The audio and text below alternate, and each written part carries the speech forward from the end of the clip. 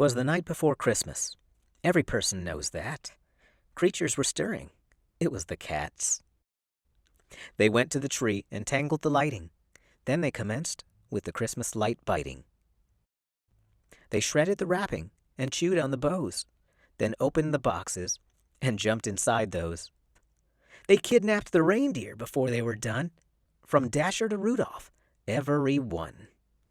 At last all was ruined, the damage was steep, and the cute little vandals, well, they fell asleep.